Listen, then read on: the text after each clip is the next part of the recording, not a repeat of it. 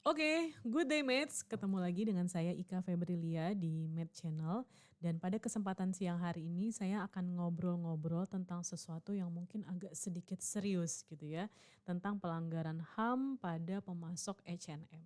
Nah tapi ngobrol-ngobrol saya ini tidak sendiri karena saya akan ditemani oleh salah satu mahasiswa saya di kelas manajemen retail yaitu Fatih. Halo Fatih, Halo apa Bu, kabar? alhamdulillah baik Bu. Ibu sendiri gimana Bu kabarnya? Alhamdulillah saya juga sehat. Nah Alhamdulillah. Fatih, saya tuh punya sapaan untuk soulmate saya atau para viewer saya gitu Ya ya yang Bu, biasa menyaksikan video-video marketing channel. Nah mungkin Fatih mau coba sapa soulmate terlebih oke, dahulu. mungkin bisa dicontohin lagi Oh kali ya Bu. dicontohin ya. Oke, halo soulmate, good day mates Oke gitu gitu. ya Bu. Oke Iya oke, oke, saya silakan coba ya Bu. Fatih. Iya Oke, silakan. 1, 2, 3. Halo soulmate, good day mates. Nah, oke, Oke, mantap. Nah, Fatih seperti tadi yang saya sempat bahas sebelumnya gitu ya.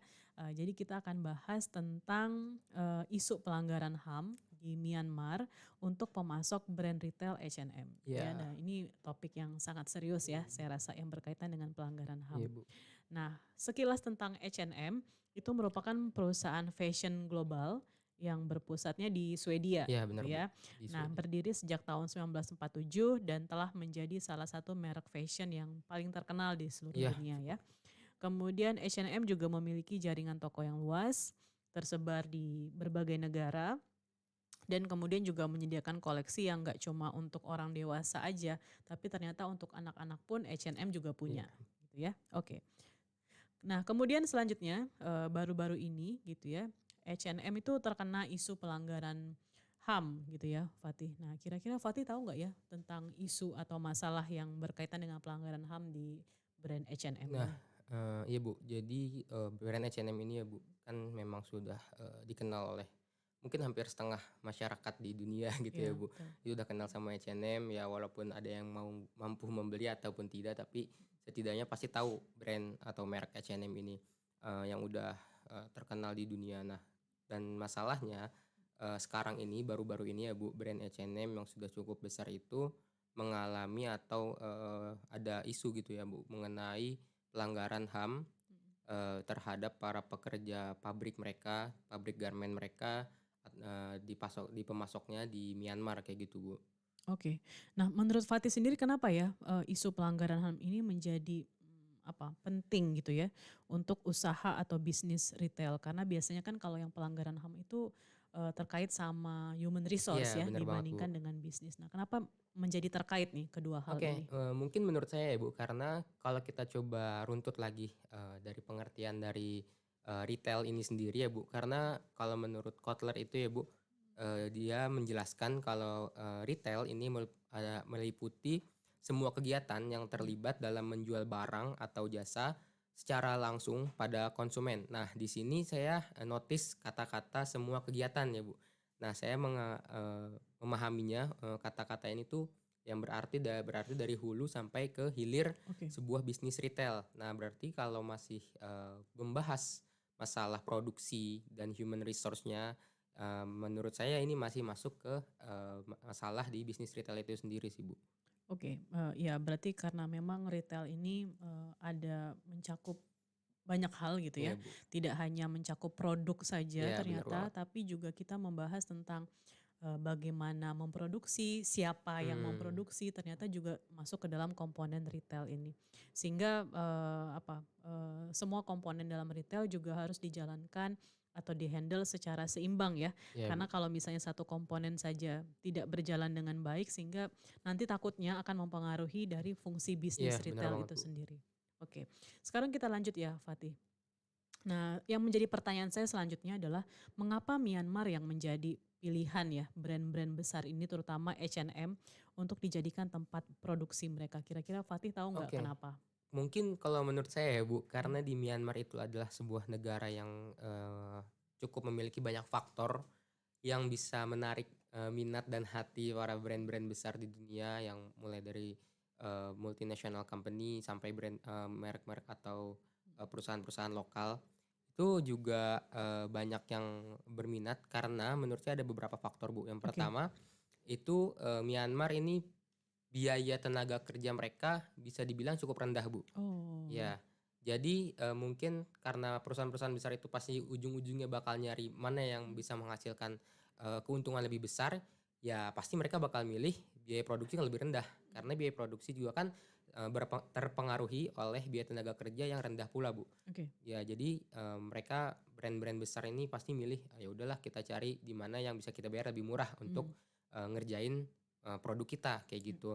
Terus, faktor kedua ya Bu, menurut saya Myanmar ini punya ketersediaan, eee, ketersediaan tenaga kerja Tenaga yang kerja. cukup melimpah gitu Bu, karena kan Mmm, mereka memiliki kalau nggak salah populasi 50 juta plus-plus gitu ya Bu, oke.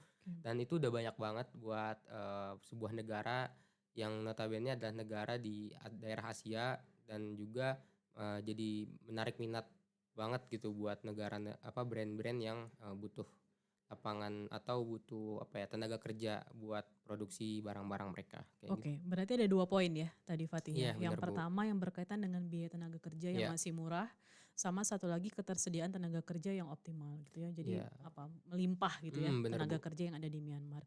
Nah, tapi sayangnya gitu ya, sayangnya justru tenaga kerja yang melimpah ini menyebabkan banyaknya juga isu Mhm, pelanggaran yang berkaitan dengan HAM gitu ya. iya Dan bener, ini Bu. katanya sudah sangat sering terjadi malah. Jadi dilansir dari detik.com itu setidaknya sepanjang tahun 2022 sampai dengan 2023 ternyata sudah ada 156 kasus kekerasan yang terjadi pada buruh pabrik garmen di Iya bener Myanmar. banget, Bu, itu udah banyak banget ya. Ya, Dalam rentang 1 tahun udah ada 156 mhm, kasus, mungkin bisa dibilang 3 hari sekali gitu ya, oke. Bu. Wah Ada itu kasus, banyak sekali ya, mhm, pelanggaran, HAM, kepada buruh pabrik. Ini mungkin masih kecil ya, Bu, karena mhm, konteksnya adalah pabrik garmen, belum pabrik-pabrik yang lain nih, Bu. ya, Nah, mungkin setelah saya coba cari infonya juga gitu ya, Bu, dari Human Rights Resource Center, mhm, eee, biasanya pelanggaran HAM yang terjadi kepada pabrik-pabrik garmen di Myanmar, ini kayak contohnya, pengurangan upah atau pencurian upah gitu. Jadi upah mereka dipotong, ya mungkin diambil lah dalam tanda kutip sama, atasan-atasan mereka yang tidak bertanggung jawab. Terus ada juga contohnya kayak pemecatan yang sepihak, yang nggak jelas tiba-tiba dipecat mungkin mereka melakukan kesalahan yang ibaratnya masih bisa ditolerir, tapi tiba-tiba mereka dipecat kayak gitu, mhm, Bu. Dan juga mungkin ada contoh lain nih, Bu, kayak upah kerjanya nggak sesuai, harusnya, mereka mendapatkan upah yang lebih layak, mhm, terhadap apa yang mereka kerjakan gitu, tapi realitanya ternyata malah setengahnya mungkin, Bu, atau oke, lebih kurang dari itu, Bu. Mungkin kayak gitu sih, Bu, biasanya yang, ada di Myanmar dan juga ini tuh nggak cuman terjadi di mhm, merek atau, perusahaan H&M aja, Bu. oke, Jadi ada beberapa, brand-brand lain yang mengalami kasus yang serupa mhm, di Myanmar juga mhm, tempatnya mhm, dan, tapi mereka, ya mungkin punya solusi lain kayak gitu, Bu. Dan, salah satu contoh brand yang mengalami kasus serupa ini kayak Inditex, Bu. Nah itu ada perusahaan fashion juga asal Spanyol kayak gitu, mhm. Bu. Oke, ternyata banyak sekali ya, Iya, Bu, banyak banyak. sekali isu pelanggaran HAM yang terjadi di Myanmar dan tidak hanya, berlaku untuk pemasok H&M aja ternyata, Mhm, tapi juga di brand-brand lainnya pun iya juga ada. banyak. Nah ini sangat disayangkan sekali ya, Fatih. Nah kira-kira kalau yang Fatih tahu gitu ya, ada langkah apa aja ya yang mungkin sudah diambil oleh, perusahaan misalnya sekelas H&M untuk mengatasi isu-isu yang berkaitan dengan pelanggaran HAM ini? Oke, Bu. Kalau yang saya baca gitu ya, Bu, beritanya, dari H&M, mereka sih udah ngeluarin statement, terkait kasus ini, apalagi ini kan juga pasti rame. Akhirnya mereka ngeluarin statement bahwa mereka tuh lagi melakukan sebuah investigasi gitu ya, Bu, terhadap, pemasok-pemasok mereka, pabrik-pabrik garmen mereka yang ada di Myanmar, yang, Mmm. dituding melakukan, kasus pelanggaran HAM ini, Bu. Mmm, oke. Tapi rasanya tidak cukup ya kalau Iya, misalnya hanya bener, investigasi, Bu. karena kan ini berkaitan dengan yang namanya hak asasi Mhm, manusia ya. Saya rasa butuh semacam tindakan tegas, tidak hanya cukup investigasi mhm. aja, tapi butuh tindakan tegas untuk bisa menyelesaikan masalah-masalah yang berkaitan dengan, pelanggaran HAM ini. Karena bukan apa gitu ya, takutnya gitu ya, takutnya isu-isu seperti ini justru akan merusak dan berpengaruh terhadap reputasi Iya, bener, sebuah Bu. merek di pasar global. Iya, setuju banget, Bu. Jadi memang ada sebuah tindakan yang, tegas gitu ya, Bu, Mmm, dari, merek-merek terkait terhadap, pabrik-pabrik garmen mereka yang ya, diduga melakukan tindakan pelanggaran HAM ini. Sebenarnya sih udah ada, Bu, beberapa perusahaan lain yang juga di Myanmar juga mengalami kasus serupa dan mereka tuh langsung, apa ya, melakukan tindakan tegas gitu Bu, Oke. dengan memutus kontrak dengan para pemasoknya yang ada di Myanmar, kayak gitu Bu. Oke, tapi ada di satu sisi juga serba salah ya kalau misalnya brand besar itu langsung melakukan pemutusan, kontrak ya. Saya rasa, akan ada cara atau strategi yang mungkin lebih smooth ya, Iya yang Bu, bisa dilakukan, harusnya. antara merek atau antara toko retail dengan pemasoknya. Oke, mungkin, eee, Solution ya, kira-kira iya, solution apa? kira-kira, seperti apa ya Bu, kalau kayak gitu kan jadi serba salah ya Bu, bisa dibilang, Iya, eee, antara pemasok apa, brand juga kan mereka mhm, agak sulit pasti meninggalkan, produksi mereka di Myanmar yang oke, ya, memang punya faktor-faktor menarik gitu. ya. Nah, kira-kira apa sih Bu solusi atau, yang bisa mereka lakukan biar, balance gitu, 50-50 lah Bu? Oke, mungkin saya mau meng-highlight tadi ya poin yang saya sampaikan bahwa ada satu strategi yang mungkin lebih smooth ya. Hmm, Seperti misalnya evaluasi ya. iya Bu. Evaluasi berkelanjutan, kemudian controlling ya.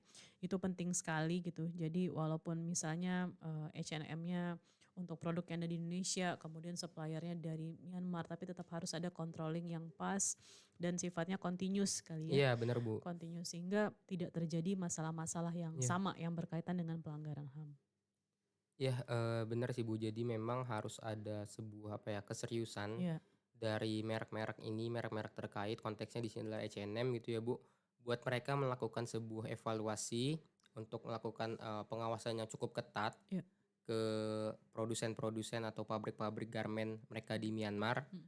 yang, dituding juga melakukan kekerasan atau pelanggaran HAM ini Bu, supaya, semoga tidak terjadi lagi nih Bu kasus-kasus kayak gini. Jadi memang butuh apa ya, keseriusan banget sih dari perusahaan yang terkait, untuk melakukan pengawasan dan juga mungkin penindakan ya Bu terhadap Oke, oknum-oknum yang ya, melakukan pelanggaran-pelanggaran HAM kayak gini Bu. ya, ya dengan harapannya tidak terjadi lagi ya. Iya bener Bu. Kalau sekedar investigasi mungkin tidak ada efek jerak kali ya Iya Fatih ya. bener banget Bu. Tapi kalau ada tindakan tegas kan harapannya akan ada efek jerak sehingga isu yang berkaitan dengan pelanggaran HAM tidak terjadi lagi di Iya waktu yang akan datang. Oke, menarik sekali bahasan kita Soulmate mengenai isu pelanggaran HAM di pemasok salah satu brand besar ya, iya brand bener Bu, fashion brand besar di fashion. dunia. Nah, terima kasih banyak Fatih sudah menemani Iya saya baik, ngobrol di terima kasih siang juga hari Ibu, ini.